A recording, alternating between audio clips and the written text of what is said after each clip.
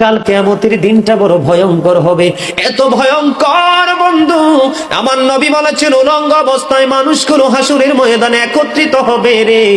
ও বন্ধু, প্রত্যেকের কবর থেকে ওই হাসুরের ময়দানটা কমপক্ষে 50,000 বছরের রাস্তা হবে রে বন্ধু।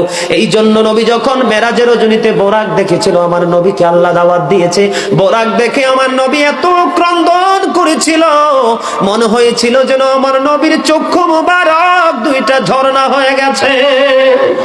এই যুবক, কাল কিয়ামতের দিন ঘাম এত ঘামবে রে, কেউ মাজা পর্যন্ত, কেউ নাভি পর্যন্ত, কেউ বা আবার পুরো শরীর বন্ধ ঘামের নিচে ডুবে থাকবে, আবার মাথার মগজ টকবক টকবক করে উতরাইতে থাকবে রে।